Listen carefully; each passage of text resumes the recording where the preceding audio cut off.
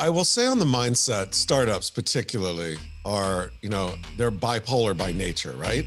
So it's either like, oh my God, it's amazing. We just got a new customer. We just raised money and everything is great. And it's going to be amazing. Or it's like, oh my God, that customer left and I'm running out of cash. And so the highs and lows for startups, for new companies are so outrageous.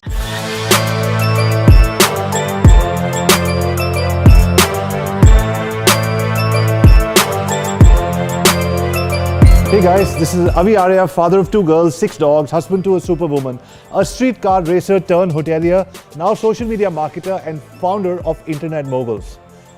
Welcome to my channel. Alrighty, ladies and gentlemen, Hello.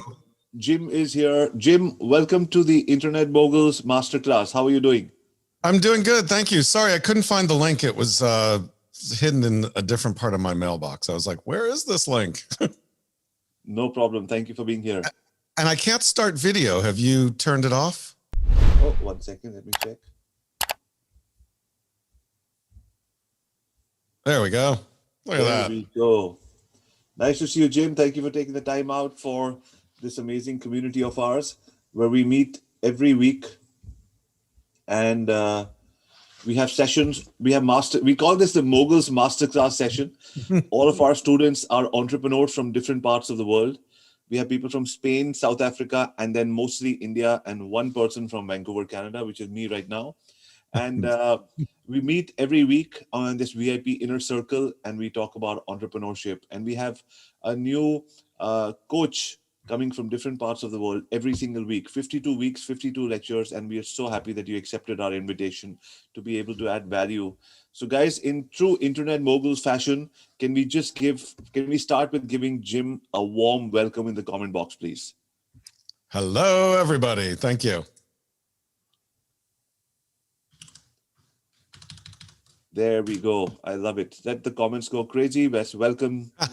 Welcome, Jim. Awesome. That is fantastic. Great.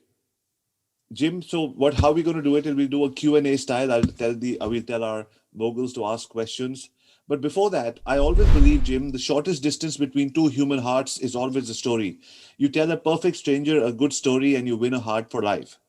So what is your story, Jim? Tell us where you're coming from and what do you do?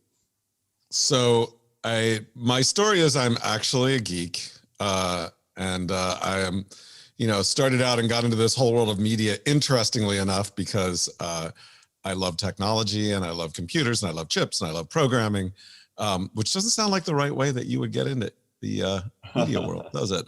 But anyway, out of uni, I ended up programming, building systems for large companies here in the United States, including Citibank and National Semiconductor and a bunch of others. And through that, I actually started writing about what I was doing because I like to write.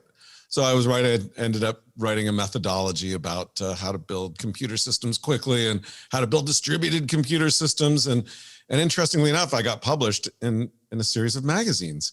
And I was like, oh, that's kind of fun. And I ended up writing a guest column for a magazine for this company, Ziff Davis. And they liked it. And then they had a job available to come test computer products in their lab, actually to run their lab. And I applied thinking I wouldn't get the job, but they gave me the job. And so that's how I went from being a computer programmer and leading teams building systems to being in media. So I worked in magazines, helped start the first television network about computers and technology called ZDTV and then Tech TV, and ended up running websites early on. And I was editor-in-chief of a PC magazine, which you might know, of course, which was global for a long time. And, as part of that, ended up some of the folks that I'd worked with at the TV network, we started a couple companies. One of them back, I don't know, 15 years ago, 17 years ago, they're like, we want to do what we were doing on TV, but on the internet. And I had already been doing some of that at PC Magazine. And they said, oh, and I think we're going to be able to raise some money. You want to come be our CEO? And I'm like, yeah, that'd be fun. So I kind of shifted gears and went to go be the CEO of this early online video startup called Revision 3, which was about technology and video games and things like that. And so we We built our network on the backs of YouTube. Actually, it started out on the backs. It was video podcasts, but then YouTube came out, and this is 2007, 2008, started to rise to prominence. We put all of our chips on the YouTube, table, whatever you want to say. We became a YouTube network and built it up as YouTube grew. We grew, sold that company to Discovery Channel, Discovery Networks in 2012, stayed there for a few years. As I left, we'd been working actually in the online video industry. There was an event that started up in 2010 called Vidcon. And Vidcon was the first place where if you were an online video creator, you could come together in person and meet your fans and perform for them and connect with each other. So 30, 40 of the top online creators in 2010 got together at Vidcon. Because I was running a network that had a bunch of them in our network. We were there, we sponsored, I spoke, I got to know the guys who started it, Hank and John Green, they're amazing. And then after I left Discovery in 2014, I wasn't doing much. And, I'd called up Hank Green who started. I said, I'm not really doing anything. I can work in events. I can't go work in media again for a year because I have a non-compete. He said, why don't you come help us build the business side of what we're doing with Vidcon on our industry track?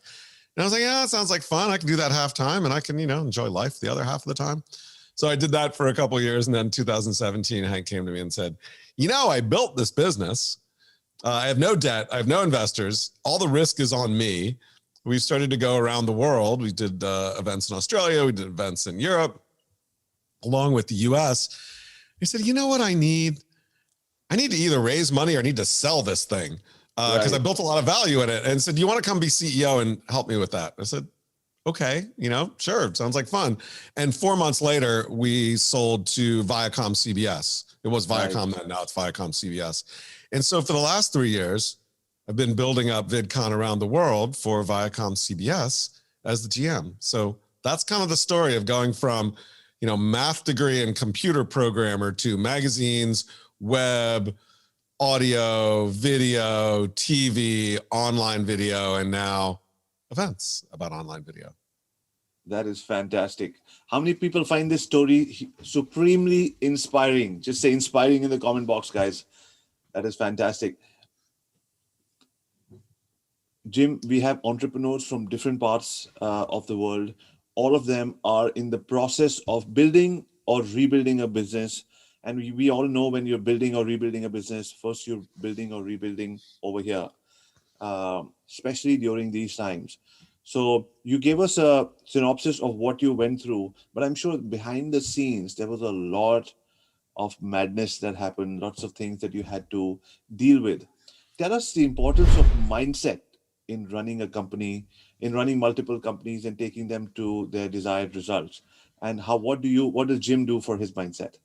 So I will say on the mindset, startups particularly are, they're bipolar by nature, right? So it's either like, oh my God, it's amazing. We just got a new customer. We just raised money and everything is great. And it's going to be amazing. Or it's like, oh my God, that customer left and I'm running out of cash. And so the highs and lows for startups, for new companies are so outrageous that as a CEO leading one of these companies, you have to be the model of consistency. So everybody around you will be freaking out, or everybody around you will be ecstatic with joy. You can't get too high and you can't get too low. You really need to, as a CEO, as the leader, forge a straight ahead path, because otherwise you're going to end up going, it's going to drive you crazy. You'll be like, oh my God, this is great. Oh my God, it's terrible. And everybody in the company looks up to you and they want to see what you are doing.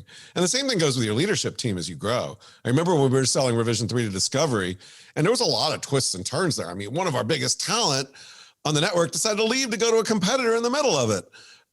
And so, my team was like, oh my God, this is terrible. We all thought we were going to sell and make money, and now it looks like we got to go out of business. I'm like, first of all, we're not going to go out of business.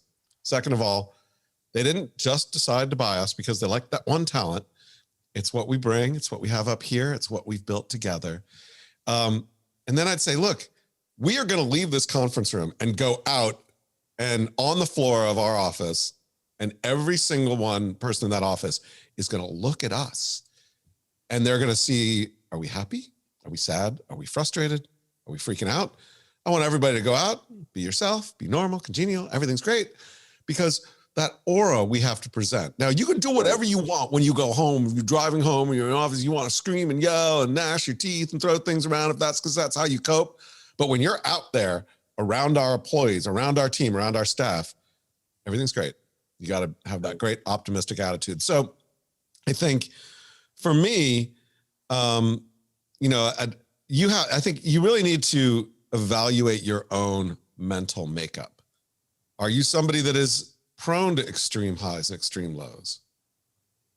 You know, Sure. the more that the more that you see that in yourself, you need to tamp it down, whether that's, you know, doing exercising, whether it's deep breathing exercise, yoga, whatever it is that allows you to get back in yourself and keep the highs from getting too high and the lows from getting too low, you have to do. For me, I like to go out walking. I walk on the beach, walk the dogs, hiking, make sure that there's always time for food and make sure there's always time for family and friends. But you have to figure out what's right for you inside you, because if you're bipolar, your company's going to be that way too. And if it is, it's going to be really hard to manage. That is fantastic. I loved it. Guys, how many people had a big bulb on moment right now? Aha. This is how I am a true reflection of how my company is a reflection of who I am. And therefore, if I'm bipolar, who am I blaming for my company going all erratic? Awesome. Bulb on moments, guys. I had definitely a bulb on moment when I heard that. Awesome. And okay, moving on. So Jim, about people, different companies, different people, and you jumped in many times to save a company, many times to make a company thrive, and you walked in senior position roles. I'm sure it was not very easy to just walk into a company and say, hey, guys, I'm here, and everybody falls in love with you. People management. Talk to us about that. So there's a couple different things I think on people management. One, and this is an area that I am not very good at and I have to continually push myself on, is if you walk into a situation and you've got a group of people working for you, or even, you know, a level below, and they're not delivering. You work with them, you set those goals, you set those priorities, you tell them what you want to do, and it doesn't happen. Right. You know, in many ways, we can't change people, and particularly at small companies and startups, but really all companies. Yeah. If you see a problem with someone, everybody on the team sees it too. Everybody knows. If you don't correct that problem, then the team, the company will be looking at you as a weak leader, as someone not solving the problems, and they're going to lose confidence in you. It is so hard to fire someone. It's so hard to let someone go, because I hope you are all empathetic leaders. Because if you're not an empathetic leader, you know, then you may see success, but you're going to destroy everybody on the way. I don't think that's the right way to run your life or to run a business.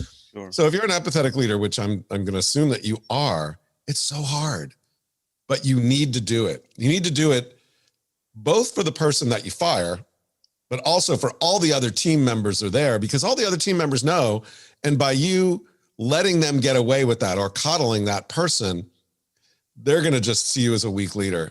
And for the person themselves, if they're not doing well, they're not right for that position. And I have seen this happen time and time again. If you let somebody go who's not right and explain it to them and do it in an empathetic way, they will go find another position that's more suited to who they are and their temperament and what they want to do and their expertise. And it's going to be better for them too. It's going to be bad for the next 3 to 4 to 6 months, but it'll be better in the long run. So I think make sure, and it's not just the people working for you. It could be somebody 2 levels down in that other organization over there.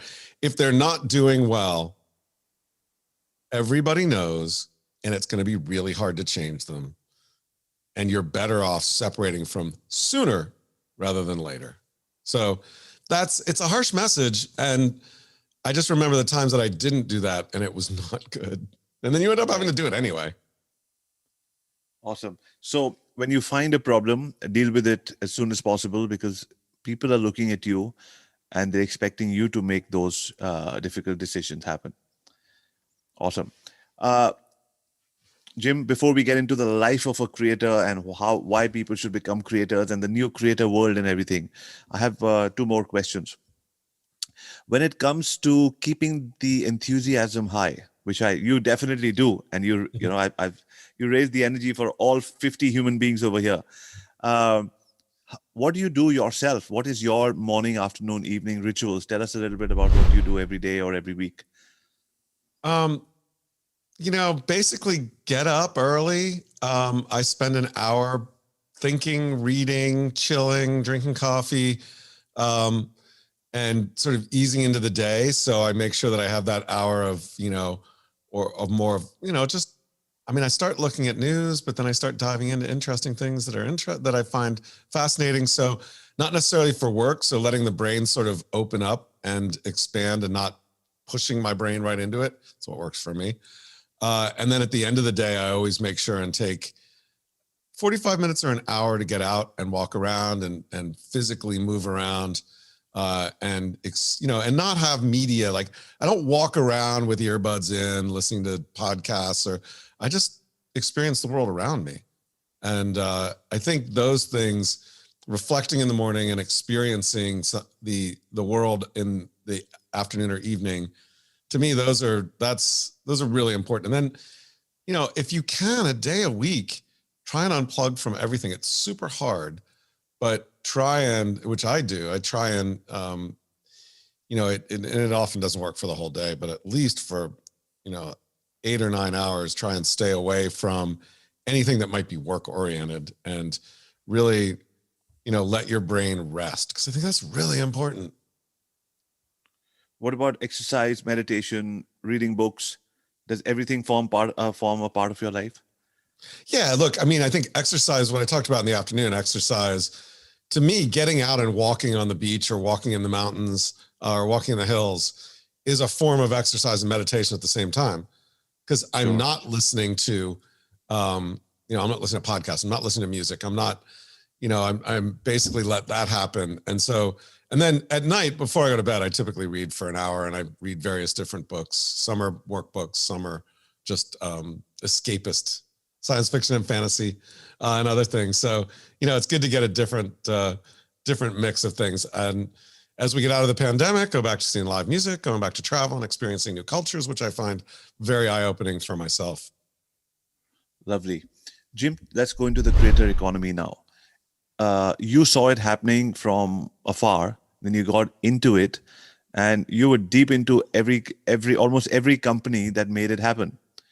For the 46 people who we have today with us, and everybody else who will be watching here, what is your take on the creator economy, and how can everybody, a small business owner, a housewife, how can everybody partake in this new gold rush? So First, to understand the creator economy and where it comes from is, for a long time, so media for a long time has been about gatekeepers. So if you wanted to be a movie maker or a writer or, a video star or a radio DJ, somebody had to give you that opportunity. You had to get a gatekeeper to give you that shot, to give you that TV show, to cast you in a part. And that meant you had to go to Mumbai, you had to go to London, you had to go to New York, you had to go to Sydney to get that job, really, or LA. And what happened as the internet came out, and really this is, 2005, 2006 and beyond, and we saw it with writing and podcasts earlier, but with video, suddenly you could build an audience, make video, create without anybody giving you permission and giving you a slot and giving you that authority to do it. And so the early online video stars, the early creators that built that success, nobody gave it to them.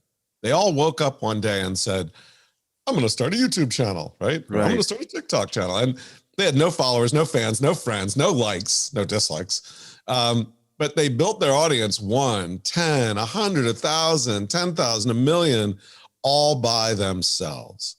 And so that mindset is very different from the traditional media mindset. So what that and why that ties into where we are now is as these creators have been building connections directly with audiences through these platforms, even though the platforms are a layer between the audience and the creators, in essence, it's them and the audience, and they own that relationship. And so the power of a creator directly owning the relationship with their audience creates an extreme amount of opportunities to help that creator monetize that, or figure out a way to, make money directly or make money for brands indirectly. So when you think about the opportunities in the creator economy, think about the fact that, for the first time in the modern media world, a creator, whether it's a book, comic book, audio, video, art, music, has really had the ability to have a one-on-one relationship with their fans and Sure. just directly connect. So things that sit between the direct connection between a creator and a fan, that's where there's opportunity to help build businesses to enable creators or fans derive value out of that connection. So, and we're seeing like new things pop up all the time. Like there's a company called BitClout right now, Right. and Rally is another one, that are basically creating crypto coins around creators. So one way for anybody to get involved is go up on BitClout, go on Rally Coin. You can actually buy coins for your favorite creators, buy currency around them. And as the creator rises, the value of your coins will rise. Isn't that And amazing? it's fascinating. And I'm not sure, like there's so many problems with BitClout. There's so many things that I'm like, oh, why are you doing it this way? But the idea that you can participate at that level is really interesting. And so the creator economy is expanding in so many different ways. There are ways that creators are investing in other creators. There are ways that creators are monetizing their back catalog. You look at Jelly Smack and others doing that, Spotter.la. They're the tip jar approach where you can start to give your favorite creator money. Patreon's just like raised money at a $4 billion valuation. Crazy. The idea that you can, as a creator, you can get virtual goods. And what are those virtual goods? And how does that transmit? There's so many interesting things that are happening there. And we're just scratching the surface. Isn't it fantastic? What Jim just said was, he actually gave us a mini masterclass in how the creator economy works.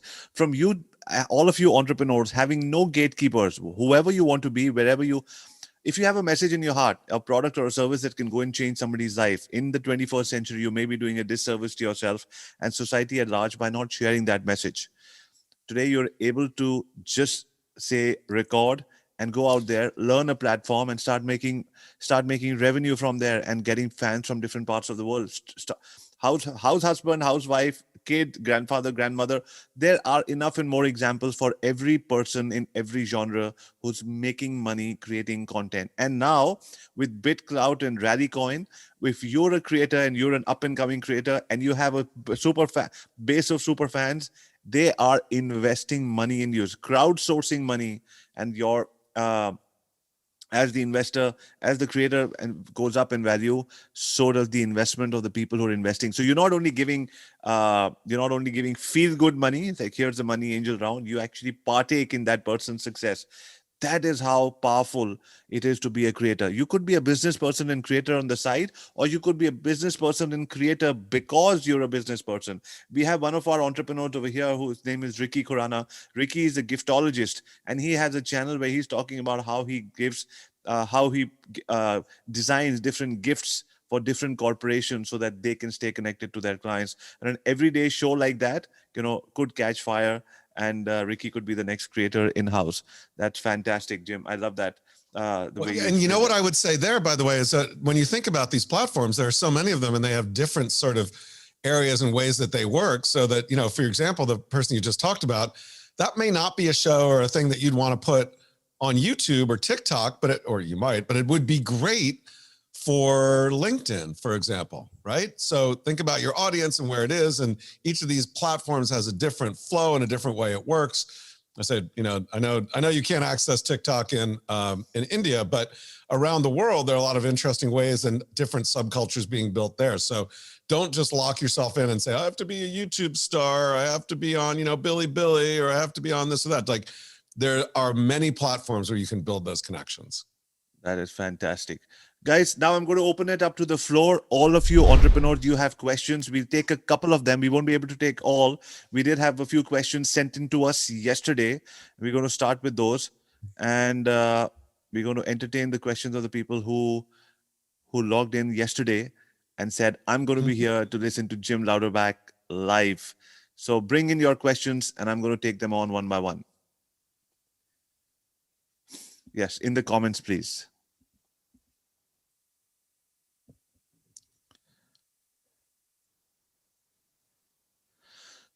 All right. Nervous pause. I wonder what they're going to ask.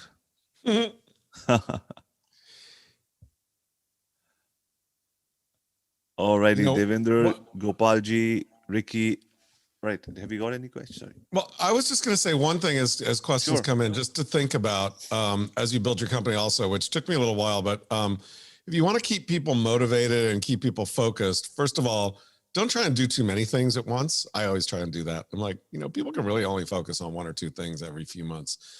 But when you think about planning your business, you may get wrapped up in what's happening today and this month and this quarter, but really come up with a strategic plan as soon as you can to think about, where do I want to be in 20 years? What is that area? What is that thing I want to be in 20 years? And work backwards from that. Say, okay, if I want to be the global leader in X, okay, so what do I need to be in 5 years? In 5 years, I need to be, the leader in the Middle East, or I need to be the leader in Southeast Asia in X. And, then this year I need to ship my product. And okay, so this quarter I need to come up with a beta. This quarter I need to get some customers. This quarter I need to do this. So really focus on 20 to 30 years out and work your way back to today.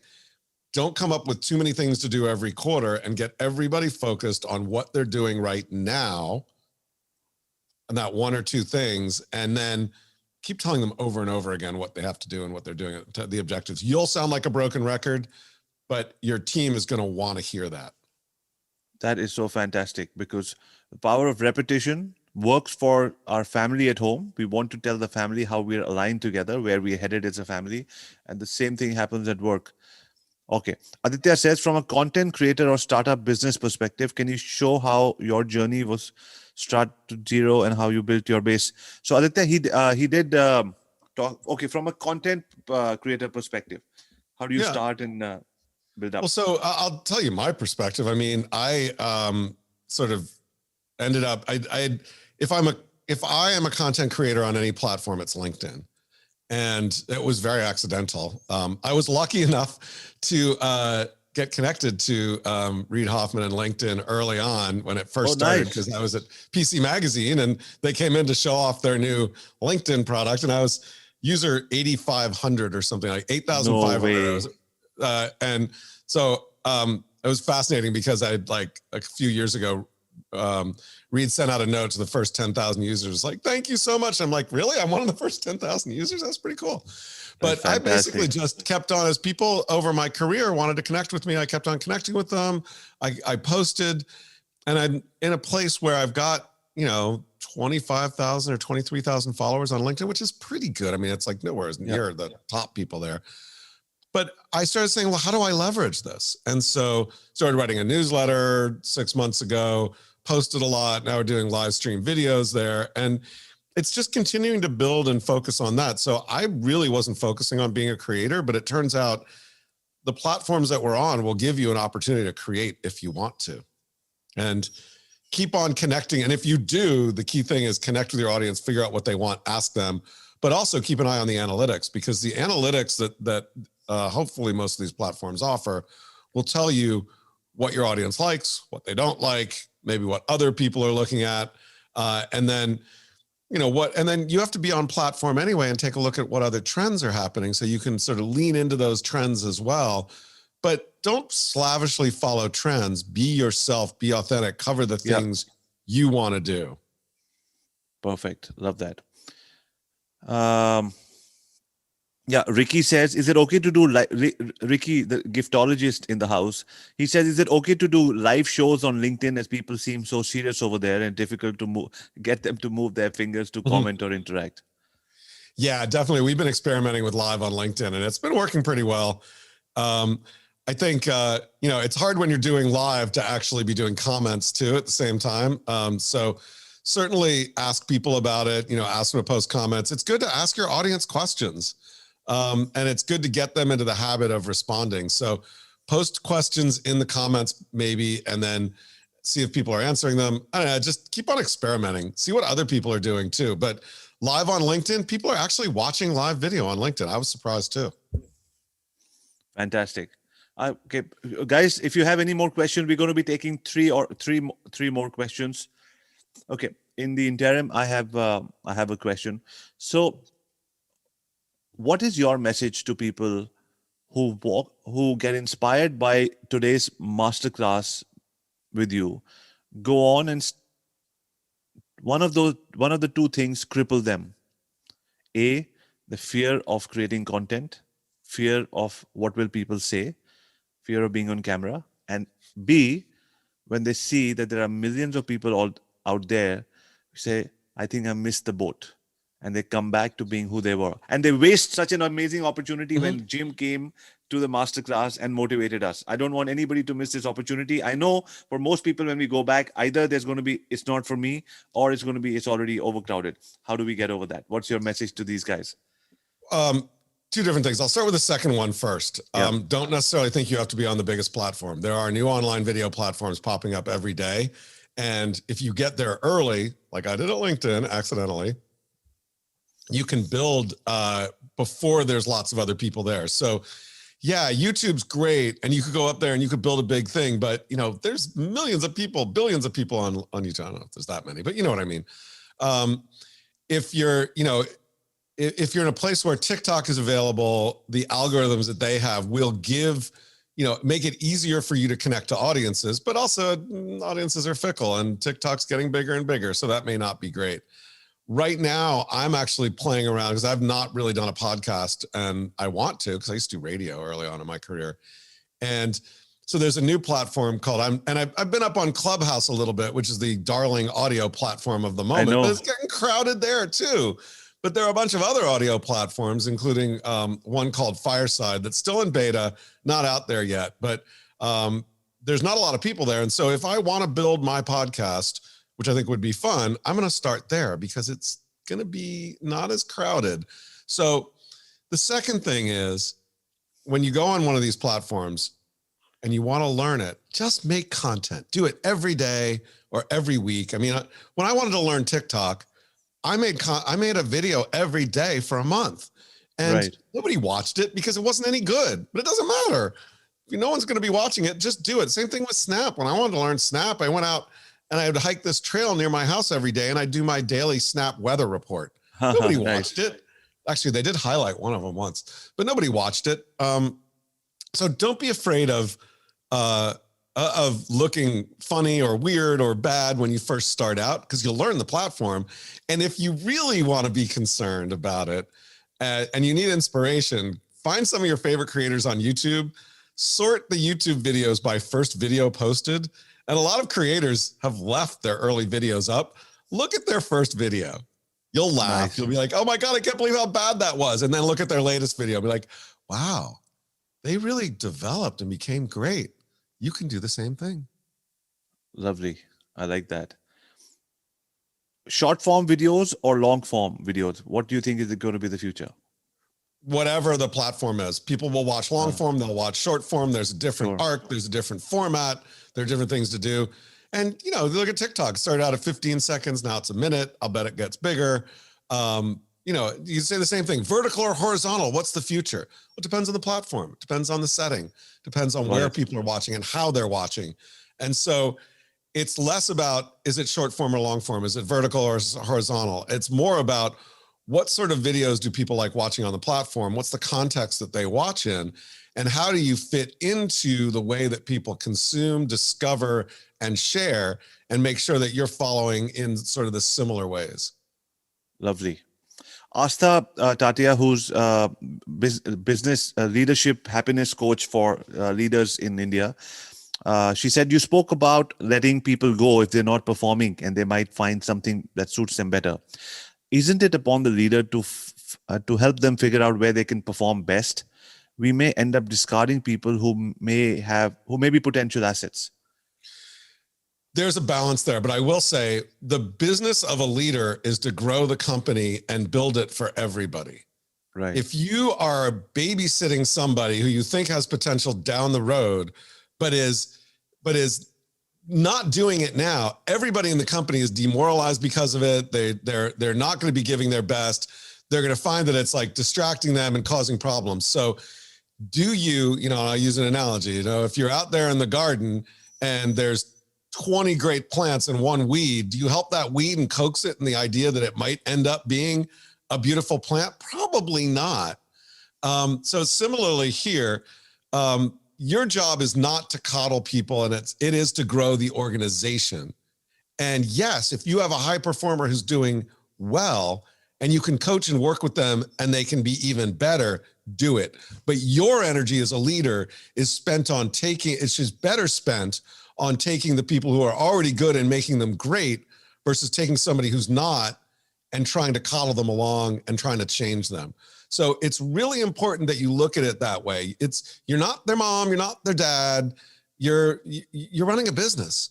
And in the end, you want to build that business for everybody. One of the best things that happened with Revision 3, and when I left, I told people, I was like, look, we built a great business, we sold it, but the people in this company grew as well. We had people marry each other. People had babies. People made lives. People learned. Remember, it's a collective of many people, and don't let the issue of one overwhelm and change what you see when you look across wanting to build it for everybody. Got it. Perfect. Took me a long time to learn that lesson. It's tough. So lovely. Okay. Content ideas. People get crippled, put on the camera, what should I talk about? Yeah. Don't try and do things that you think are going to get people to look at. Try and do things that speak to you. So in the end, don't make a video just because everybody else is making a video about, the next cooking craze or whatever. Think about who you are, what you have that's unique, what you have to offer, and follow that. Now, it could be that if you look at some of the trends that are happening, like TikTok trends are great. If you look at a trend that's happening, you may be like, I like to do this type of content and talk about this sort of thing. I can lean into that trend and weave it into the type of content that I do. Another interesting way to do it for some of the platforms is think about holidays. Think about those, tentpole moments that happen around the calendar and see how you can take your custom brand of what you do and weave that Halloween around that thing around. So imagine Halloween, right? Halloween, scary masks, pumpkin carvings, et cetera, et cetera. If there's a way to take what you do and what you like and what means a lot to you and put a Halloween theme around it, like, maybe you're selling culinary equipment and you're like, we're going to take my best knife and carve a pumpkin with it. That might be something you do, but don't just do a trend because of trend's sakes. Don't do a trend just because it's a trend. Definitely do study them, but bring in your own flavor and see what you can do with that. Because the only thing that's original is you, and work with that, trust in that, believe in that. Ricky asks, what's the biggest differentiator? I mean, you've studied so many videos from back in the day to now. Is there a formula, or is there a underlying theme that you see in viral videos? No, and I think the whole concept of viral video is one that people get hung up on. Right. A single viral video that reaches 10 million people or 100 million people and then goes away doesn't really deliver you any value. I mean, you may get a little bit for that video, but in the end, you want to build a sustainable connection with a community rather than, interesting people and then giving people something to watch once and then going away. So deliver consistency, time, type of content, connections, listen to your audience, give them what they want, grow that audience, and don't worry about going viral, because if you do that, sooner or later, something might actually go viral. But if it does, it'll go viral for the right reasons because you're making stuff that you love, that you're proud of, that speaks to who you are and the authenticity within you. And then when people find it and they're like, oh, that was really cool. I wonder what else that person does. And they get to your channel, they'll watch some of your other videos and they'll subscribe, they'll watch, they'll follow, they'll share. So don't try to go viral. Try to be yourself, try to be authentic, try to give your audience, your community what they want. And then if something does, you can benefit from it. Excellent. Jim, is as we come towards the end of the session, we leave it to the guest, the masterclass host, to ask a question to the community. What would you like to ask any of these entrepreneurs? I think the question is, why are you doing what you're doing? Are you doing it because you want to get rich and famous? Are you doing it because you want to change the world? Are you doing it because you have this deep inner need to build this thing because you think everybody wants it? Are you building it because it seems like fun? Are you enjoying what you're doing? That's a lot of questions. But think about that, because if you're just building something because you want to be rich and famous, yeah, you're not going to be satisfied every day. So building a company is great and selling it is great and doing that, but think about the day to day. Are you going to be happy about what you do every day? Are you going to come to work energized and psyched and ready to just conquer the world? Look inside yourself. And if the answer is you are for that, then awesome, do it. If the answer is you just want to do it because, you just feel like you need to be the next Elon Musk, you're probably not going to be happy. And in the end, when, you look back on your life, you have to say, was I happy? Did I do good stuff? Did I enjoy it? Or did I slave away on something I really didn't like because I had this dream that probably wasn't really a good dream? Interesting. Very interesting. Jim, now we have one very important question that we ask almost at the end of every. Now, the thing is, we bring in some amazing human beings like yourself from different parts of the world. Now, guys, can you please, before we go to the next question, can you answer what Jim just asked? Why are you doing what you're doing? And it does not have to be the right answer. If you're doing it for the money, there is no right answer. There is no right answer. If you're doing it for the money and the fame, you say, I'm doing it for the money and the fame. Self-introspect, self-reflect. You do you. Yeah, that may make you happy, right? Doing it for money and fame may make you happy, right? And that's fine. Exactly. And that, like he said, that's fine. Give yourself the permission to be who you are. Okay. So now I'm going to, so the last question I'm going to ask you, like I said, for this community, the Internet Moguls of the World School, we're building a school for entrepreneurs who want to leverage the internet to get known, get leads, get sales. I created my first website in the early 2000s, which was one of India's first ever hospitality websites. By 2005, I had 100 plus websites. 96 of them flopped. One of them became India's #1 travel affiliate site. 2009, I started a company called Internet Moguls, doing internet marketing for brands. People said, we have no idea what you're doing. And I followed the internet from the late 90s to now, and I know that it allows people to find livelihoods, find self-respect, find location freedom, and everything in between. And we wanted to bring in amazing human beings like yourselves. And Jim, I thank you so much. My dad always says the most expensive thing you can ask from people is not their money, but it's their time. For you to accept a request to come into our masterclass, our online school, and teach and train and do a masterclass with our audiences means a lot to me and everybody in my team, which just finished a 520 people workshop last night. So many of my team members are not here right now. And in the morning, some our entrepreneurs are here. So this really means a lot to us. Thank you so much for supporting us. The question is, and like I said, so this is a slightly personal question. We like to go behind the scenes and understand the speaker, the guest. A lot of people have honestly teared up when we ask this question. And if you think it's too personal and you don't want to answer it, I totally respect that. And you can choose to decline and we'll go to the next one. Are you ready? Sure, go for it. Okay. So who's your favorite superhero? I don't even know who those superheroes are. Can I show you my favorite superhero? Can I show you the mirror? Maybe you're your own superhero. Like I tell my daughters, I'm my favorite superhero. This is my favorite superhero. Yeah, there we go. Is that Bumblebee? No, that's Link from. Of course, yes. From from Link from the Zelda franchise. That's my favorite superhero right there. That is fantastic. The Master Shield fell off when I was pulling it out. You know, they say, you know why we ask this question? Because they say you see in others what you have inside of you. So what do you see in your superhero that inspires you the most? Oh, totally. The ability to just keep on going, to learn from your environment, to keep on leveling up, and being really good with a sword. I'm actually not very good with a sword. I've never tried, but you know, it's like that. Like Link just keeps on going and keeps on going and keeps on getting more and building more experience and skills and leveling up, and in the end, he saves the princess. That is have you saved a few princesses in the last few? Figuratively. Awesome. So ladies and gentlemen, boys and girls, Jim, before we go, what is the best place to find you? How can our audiences follow you and see all your awesome work? Yeah, best thing to do is to go up on LinkedIn.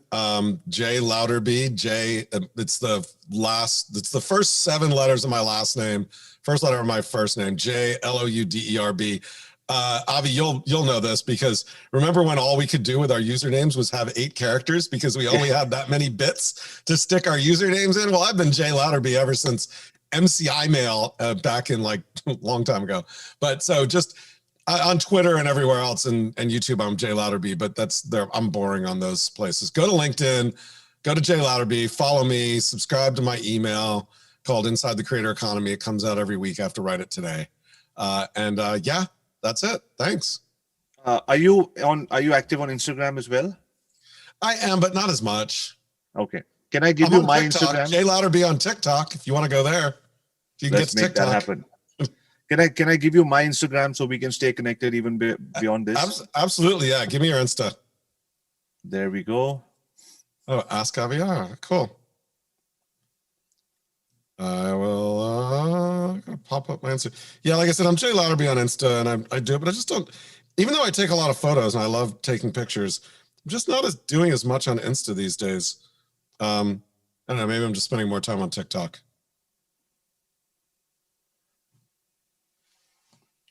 Awesome. And I will just follow you back, and I will make sure. AviArya. There we go. Cool. Following. Nice. Streetcar racer. Wow. Where's your streetcar racing videos? At the age of 18, all I wanted to do in life was to race streetcars. I used to borrow my dad's car keys from under his pillow, go and race with people. My dad lost everything in his business. As the eldest son in the family, I had to go back and take care of his 27-room guest house. That's where we discovered the internet for the very first time. Nice.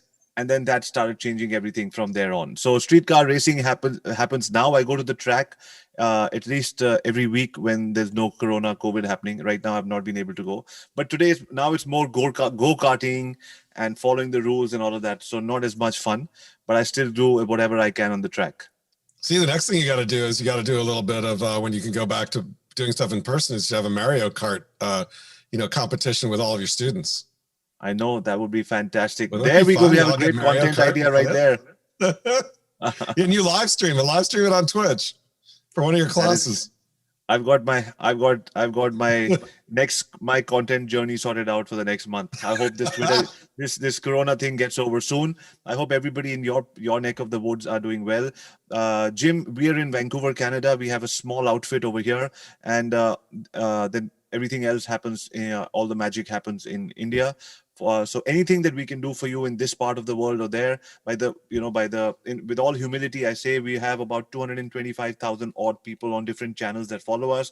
Anytime you're coming out with a book or a podcast or anything, me and my community, we'd love to support you for anything that you want to do. You have a friend in Vancouver and India, so anything we can help you launch or do, we'd be happy. Appreciate it. I'm right down the coast in San Francisco, not that, a little bit further away, but we are doing VidCon in Abu Dhabi in December. So if anybody wants to come, buy tickets when we go on sale and come over. Our industry track will be talking about a lot of the issues we talked about here. Our creator track as well, talking about how to build your presence on these different platforms. So I know it's a 3 or 4 hour flight from India, but if you want to come over to the UAE in December and take a little break and come to VidCon, I encourage you to do it. And who knows, maybe sometime we'll bring VidCon to India as well. Love to do that. Many people say that Dubai is one of India's most advanced cities. So, come on over. Absolutely. Abu Dhabi is just an hour south, 2 hours. So, and I love the Ferrari track over there. For me, that's one of my favorite parts of Abu Dhabi. Well, here's the thing that you'll love. We are the weekend before Formula One. Is that right? Oh, and sorry, what date was that again? So it's December 3rd to 6th. That's National Day, 50th anniversary of UAE is on the 2nd. 3rd to 6th is VidCon in Abu Dhabi. And then like the 7th or 8th to the 12th is the Formula One. So are you going to have these kind of gentlemen like Daryl Evans? Oh yeah. Daryl was going to speak in 2019. I hope he comes. I haven't formally invited him, but he was going to speak in 2020 when we're going to do it in March. So he was on my list. He's on my list to invite. Daryl's awesome. He is awesome. He was on the show a few weeks ago. Cool. Awesome. Great. So thank you, Jim. Thank you for your time. Everybody, the internet moguls, guys, all you entrepreneurs, can you give a big, heartfelt gratitude? Thank you in the comment box to Jim.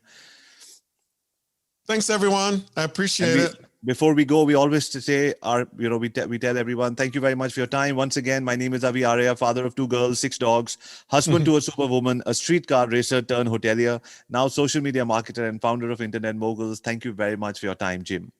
Thank you, guys. See you later. Bye-bye. Bye. You find me loser, set me free. You make me win every way. You show